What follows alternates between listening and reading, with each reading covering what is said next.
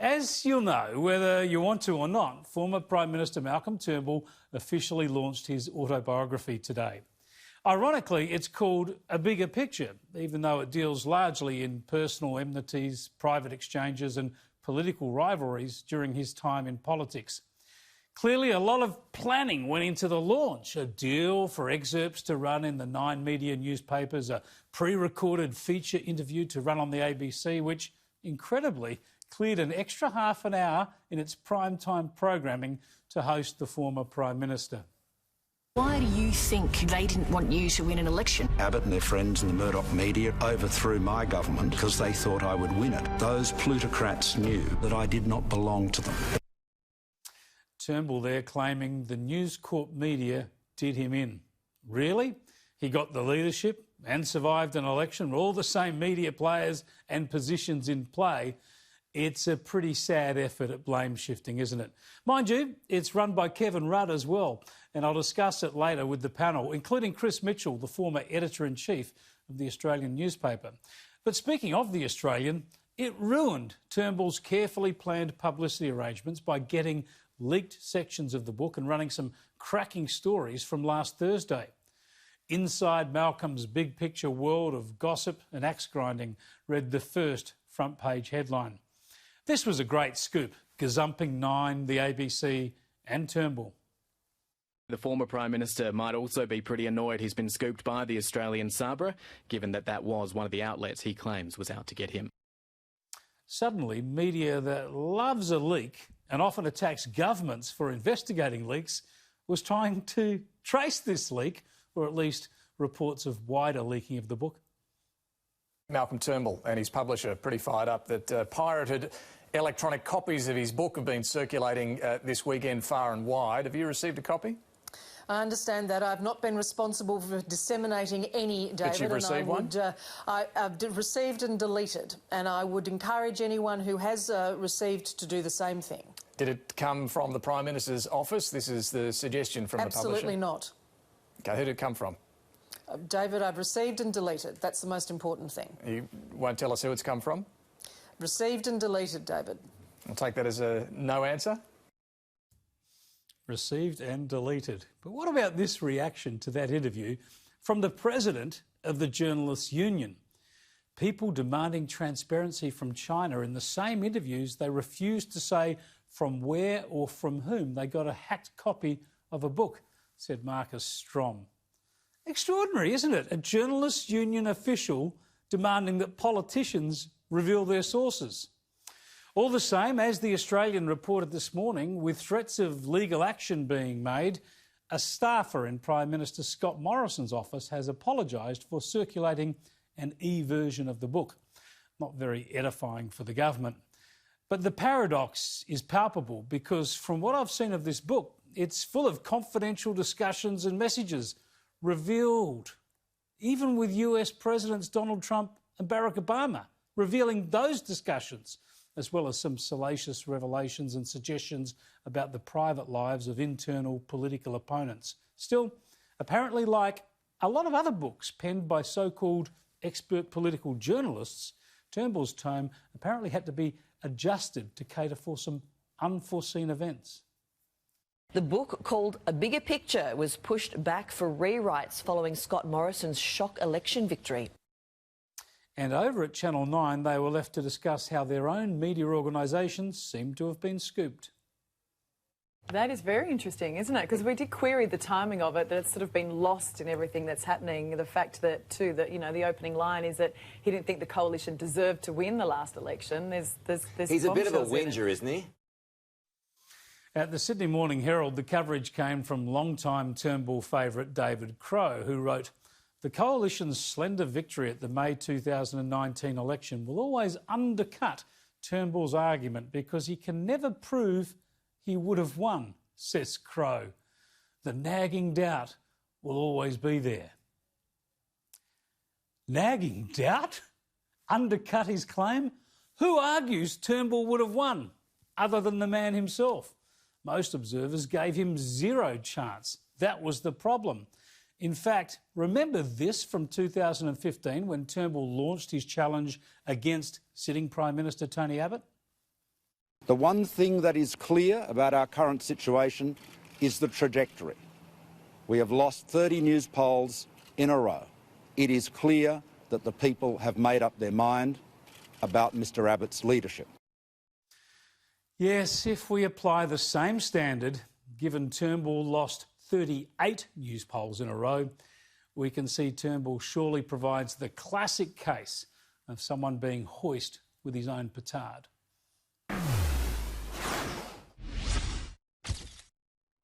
Joining me very generously now is Sky News host, former Chief of Staff to Tony Abbott and former Deputy Chief of Staff to Malcolm Turnbull. Great to talk to you, Peter Credlin. Well, and you were as Chief of Staff, Chris, so we had a tumultuous 12 or so months working for Malcolm, and I think now, in the way he's behaved both in the job as PM and then afterwards, I think people can see a little bit of a window in what life's like. It was extraordinary. I spoke to James McGrath earlier, and he says he now regrets being a numbers man and helping Malcolm Turnbull overthrow Tony Abbott in 2015. As you say, you and I go back, had that tumultuous year in opposition with Malcolm Turnbull, but then, of course, you went on to become Tony Abbott's Chief of Staff, and this is where Malcolm Turnbull brought down your Prime Minister, and he brought down you effectively back in September 2015. This is one of the things that intrigues me about this book, and I suppose what Malcolm Turnbull's had to say, is that he's so aggressive towards you. I don't recount a serving or former politician ever being so aggressive towards a staffer. Does it surprise you? Well, if you go back to when we worked together, I think that he thought that I was maybe a stooge for the Conservatives. I was certainly pretty outspoken, as you were as well, on the issue of climate policy. At the time when Malcolm Turnbull was the leader of the opposition, the coalition was negotiating the emissions trading scheme with Labor, and I was also the secretary to shadow cabinet. So I'd be sitting in shadow cabinet knowing exactly what that room had authorised him to negotiate, then sitting in the room with Penny Wong, along with Greg Hunt, the minister, the shadow minister then, and Ian Macfarlane, and listening to coalition MPs negotiate something that went above and beyond what Malcolm Turnbull had told his colleagues they were negotiating. And, you know, when it all went belly up and then he obviously lost at the end of 2009 and Rudd went off to Copenhagen and Copenhagen didn't succeed, it wasn't a surprise to me that Malcolm Turnbull then crossed the floor to vote for Kevin Rudd's emissions trading scheme before Kevin Rudd himself was deposed and Julia Gillard went to the 2010 election. Yeah, it's amazing that Malcolm Turnbull did himself in over the same policy almost 10 years apart.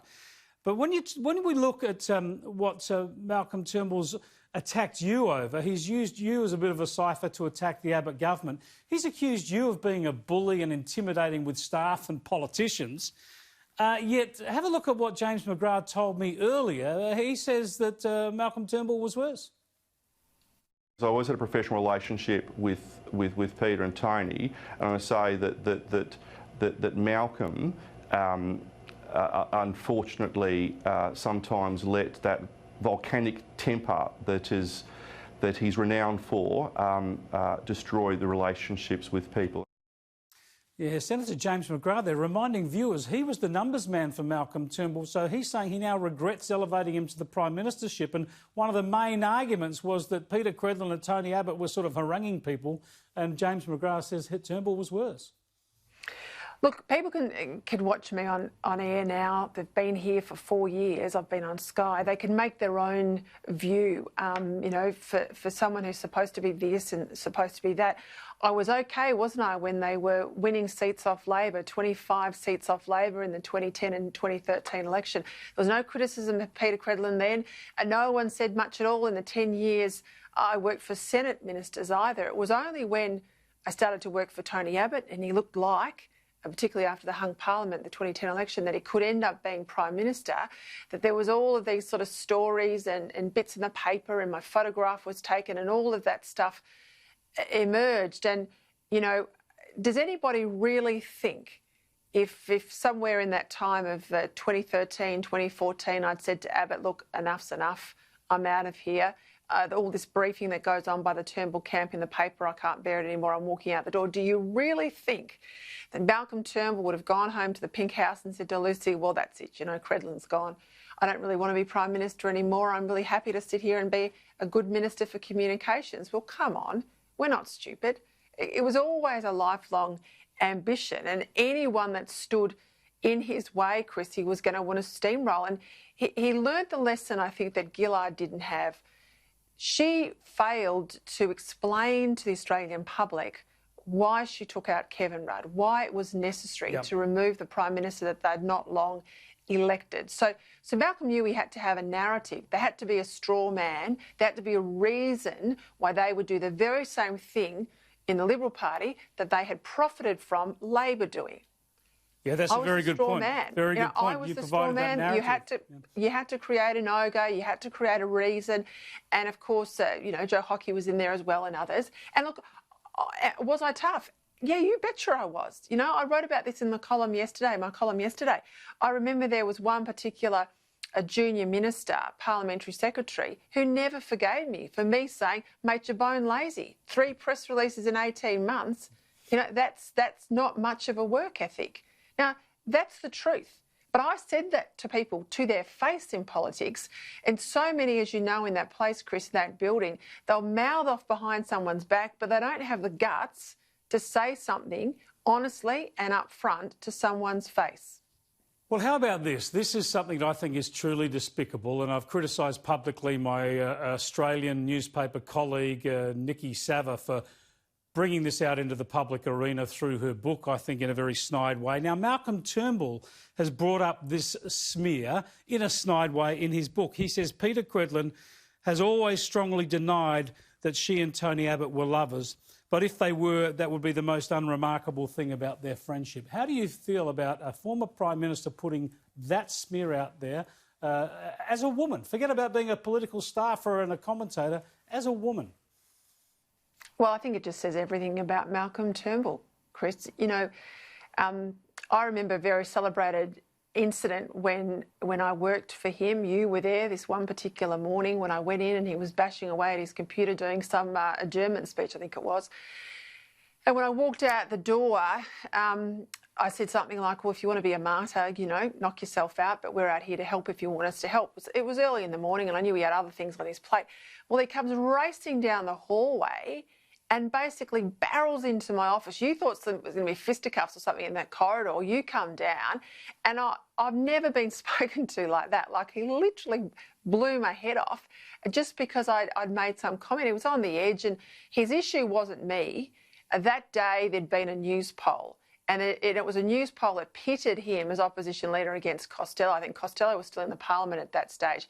And Costello was his real nemesis. Peter Costello was the one he worried about the most. And I don't think he started to relax in that job until Peter Costello left. Now, of course, he relaxed too much because Godward Gretsch and all the other calamities, you know, he's got to wear them. But I see all of that stuff as a measure of the man, Chris. That's the measure of the man. I do want to bring you back to this because this is important.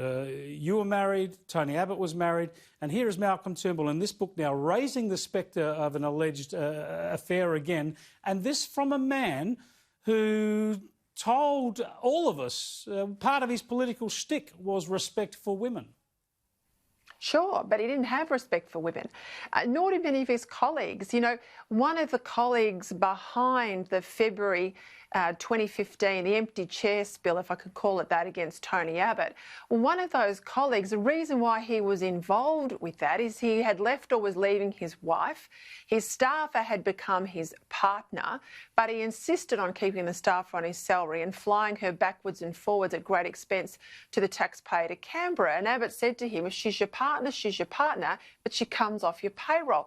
When we went after them for really big spending airfares and fancy hotel suites, when they all demanded to fly first class, business class wasn't good enough, all of that sort of stuff, that's all part of the campaign. That was the rationale for many of them to move against Tony Abbott. Malcolm had promised them so many jobs, all of them, so many jobs. In the end, he stopped using the term parliamentary secretary, and they all had to be called ministers, assistant ministers, cabinet ministers.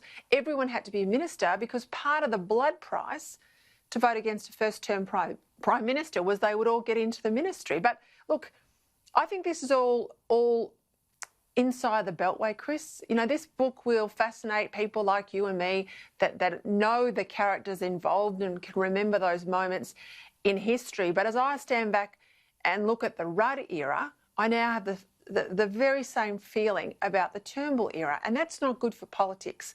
I mean, why would anybody out there tonight who cares enough about our national public life to be watching Sky and be, you know, interested in the big debates and where our country's headed, why would you go into it? Chris Kenny, you're as smart as anything. You've got a terrific background in a centre-right organisation like the Liberal Party. Would you run? Like, why would a good... No, I'm not allowed to. My wife has seen that. My wife has seen too much of that. We know that you just don't get involved in that stuff. You're right. It's harder and harder to get good people into politics, largely because of this stuff. But I do want to challenge you on one point here and get a short response from you. On radio last week, in response to some of this stuff, and I've explained how provocative it's been, but you said that Malcolm Turnbull was the most reprehensible human being you've met. Do you want to pull back from that at all, or No. No? I'll back it in. I'll back it in, because most of the reprehensible people that I've met, I actually haven't had close quarter time with them. And I certainly had that with Malcolm in those 12 months, and it confirmed my view. You know, it cemented my view as I watched him that there's not a moral compass at all with the man. You write a 700-page book about your time in public life. You know, you lead the Republican campaign, you've had a celebrated legal career, you've gone into public office, you've been in the Howard years as a minister, and now you run the party, you run the country. You write a book that's all about spleen, bile. Every single person that came into your life in politics, you denigrate. Even your mates, like Julie Bishop, you have a crack at. Doesn't that tell you that this is a small man? Doesn't this tell you this is a man who wasn't focused on the big challenges Australia was facing? That's not in the book. I've read plenty of political memoirs, Chris. I'm sure you have too. Tony Blair, a Labor guy, fascinating read. John Howard, as you know, bestseller. This is not the read of a statesman. This is not a book of someone who had anything in his gut that was driving him, that was about the betterment of the Australian people, that was about centre-right values. I mean, you've talked about The Guardian. What Shadow Minister for Communications, Richard also was on my show. Yeah. How on earth do you go out there and set up The Guardian? I just can't get my head around it. Values? I'll bring that up with the panel later in the program.